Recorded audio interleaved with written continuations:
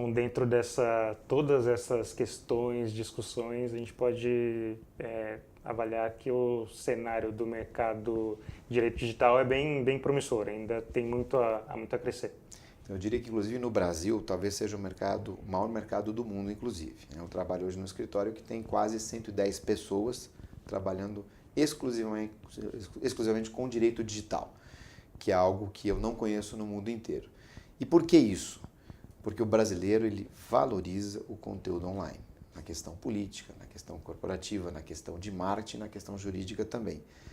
Nós somos hoje aproximadamente 130 milhões de pessoas, de usuários da internet como um todo, e uma boa parte, talvez 100 milhões aí, usando com intensidade redes sociais.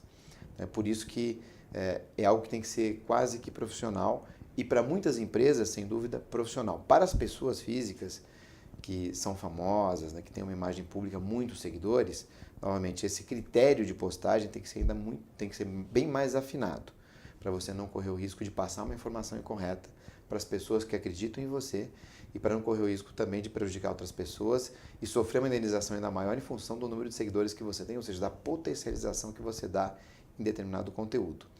Aqui nós temos no Brasil decisões judiciais envolvendo uso indevido e responsabilizando empresas, envolvendo pessoas físicas. A pessoa física, mesmo funcionária, se ela postar algo indevido em nome da companhia, ela também pode ser processada por isso, é importante. E nós temos circunstâncias que, como você citou no início, podem até arruinar a carreira de uma pessoa. Lembrando que aquele arrependimento que eu disse no início, ele é muito difícil de ser exercido na sua plenitude na internet como um todo. Você consegue remover conteúdos ilegais posteriormente? Até consegue, não 100%. Grosso modo, as principais indexações com ordens judiciais você consegue eliminar, a primeira, a segunda página do Google, etc. Dá muito trabalho? Sem dúvida. Custa muito caro? Custa muito caro. Ou seja, na prática é muito difícil você conseguir apagar aquilo que foi feito, seja de forma indevida ou por um descuido pessoal. Nossa, não devia ter feito isso, não estava num dia bom, etc. Então, se você tem dúvida de postar esse ou aquele conteúdo, não poste, deixe para o dia seguinte. Ah, mas Renato, o dia seguinte já passou. É melhor passar e você dormir bem o resto da sua vida do que você dormir mal o resto da sua vida pensando naquilo que você não consegue mais tirar. Falando um pouco de proteção de dados, essa é uma questão sensível para as empresas, né? Que medidas têm sido tomadas, o que tem sido feito para aumentar essa segurança? Olha que interessante. Então, como cada vez mais todas as empresas e pessoas usam sistemas, usam softwares, dispositivos, computadores, servidores, etc. E normalmente tudo isso envolve a programação, softwares que ficam desatualizados, que têm vulnerabilidades, todo mundo vai ser mais ou menos afetado. Então eu costumo até dizer e inverter o conceito, principalmente em aula. Quando a gente fala em proteção de dados, eu quero estudar o assunto, eu tenho que mudar o conceito. O conceito é desproteção de dados, para ficar mais fácil de você interpretar e conseguir proteger de forma assertiva e de forma mais adequada. Quando a gente inverte esse conceito com base na evolução tecnológica, nós adicionamos um outro componente, que é a responsabilidade. E nós temos hoje no Brasil uma Lei Geral de Proteção de Dados que vai entrar em vigor no dia 16 de agosto de 2020, muito parecida com a lei europeia, e vai trazer uma série de obrigações de conformidade para todo mundo, pessoas jurídicas com mais intensidade e pessoas físicas que coletam e tratam dados com fins econômicos também. Multas pesadas, aqui no Brasil a multa pode chegar a 2% do faturamento bruto e até 50 milhões de reais por questão, por ação, por incidente, o que for menor. Na União Europeia é um pouco maior, é 4%, e aí 20 milhões de euros, aí é lá o que for maior. Novamente, por incidente, né, por questão. Isso pode gerar aí uma série de consequências importantes, não só em função da multa, mas dos reflexos que pode gerar um vazamento de dados com relação a usuários, consumidores, etc. E aqui no Brasil, nós teremos não só uma autoridade nacional de proteção de dados, prevista na lei, mas também a possibilidade de enforcement, de aplicação da lei, não dessa multa, mas de outras multas por parte do Ministério Público, federal, estadual, dos PROCONs, municipais, estaduais, a Secretaria Nacional do Consumidor no âmbito federal, órgãos e agências setoriais, Banco Central, Comissão de Valores Imobiliários, etc. E isso vai gerar uma série de cautelas adicionais que as empresas brasileiras terão que tomar. Nós temos já um curto espaço de tempo, aí, um pouco mais de um ano, nesse processo de adequação. É um processo que demora, são muitas questões que são envolvidas, fontes de coleta, como a empresa trata o dado, como ela armazena, o risco do dado, o tempo de vida, etc. Em média, são 6 meses de tempo para você fazer essa conformidade, estar em compliance, mas o que deve acontecer é que poucas empresas e pessoas entrarão nesse processo de compliance. Vai acontecer que, na prática, muita gente, muitas empresas serão multadas e aí vão procurar se adequar. A própria União Europeia, que tem já um histórico muito longo, desde 1981, com a Convenção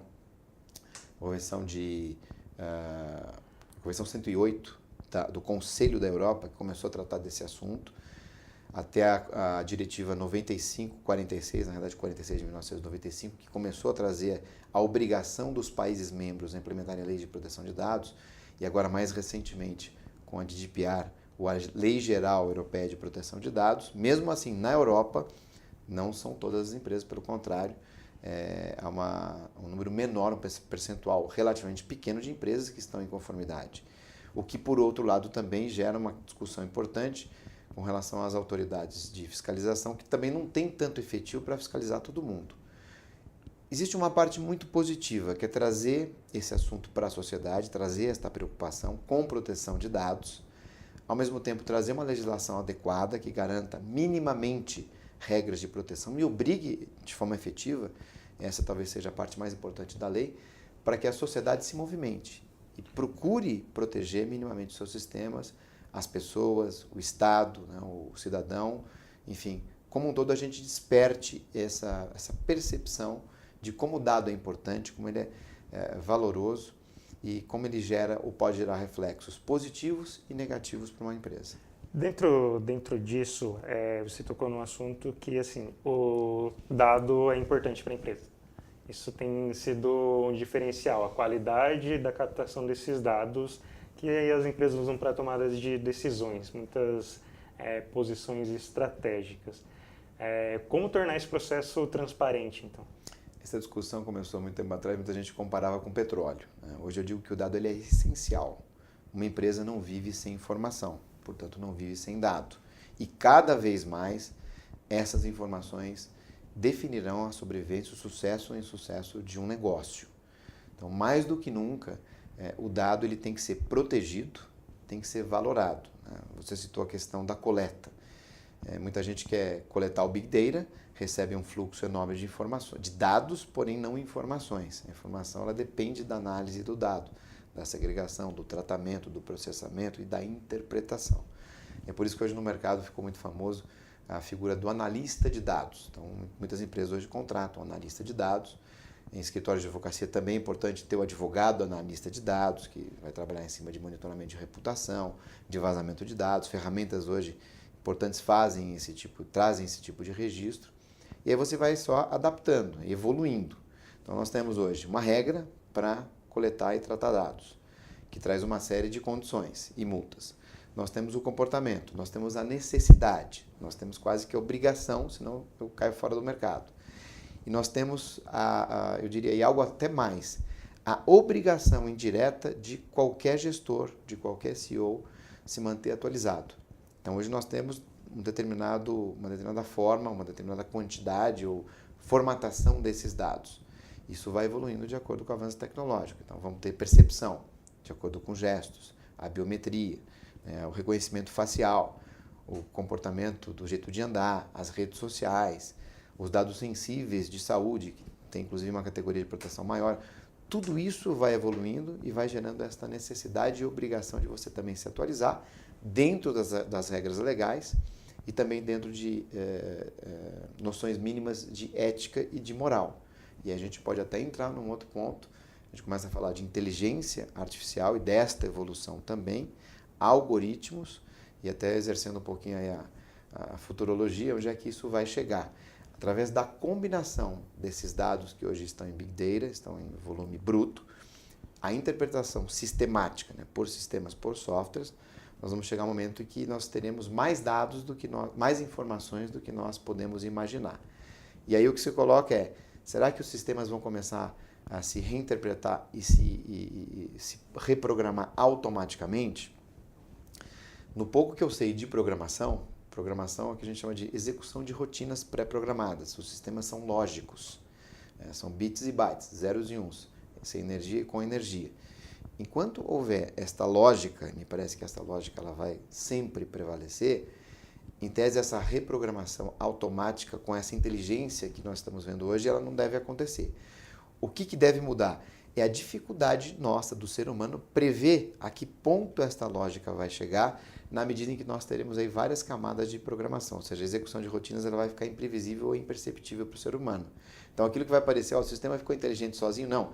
É que são tantas informações sendo processadas que vai parecer estar dessa forma. E aí a gente puxa aquelas questões éticas legais, puxa inclusive as lições do Asimov, em que a gente tem que dar um jeito de conseguir controlar o sistema para que o sistema não se volte contra a sociedade, contra o ser humano. Dentro de tudo isso, com essas transformações, como que vai ficar a privacidade? Privacidade eu acho que é um instituto, é uma proteção que sempre vai existir. O que eu não sei responder é como que nós vamos fazer para que ela continue existindo. Talvez uma solução, e aqui dentro da minha atividade, que é legal, eu acho que a legislação vai ter que sempre trazer regras e proteções. É uma das formas, não de se resolver, mas de trazer garantias mínimas. Tentando aí também trazer à pauta uma outra questão, o próprio mercado vai exigir privacidade, vai qualificar o dado a partir de uma informação a partir de um dado. As pessoas vão exigir isso também. E eu não acredito que, apesar em função de ser uma percepção minha, da minha atividade, que vê todo dia vazamento de dados, mas eu não acredito que a sociedade vai perder essa privacidade. É algo que decorre do ser humano.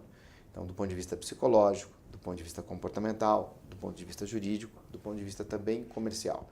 Se a gente não tem minimamente proteção de dados, proteção da inovação, da criação, da ideia, da intimidade, a gente generaliza tudo e aí a sociedade, as pessoas perdem o interesse para aquilo que é desconhecido, que é privado.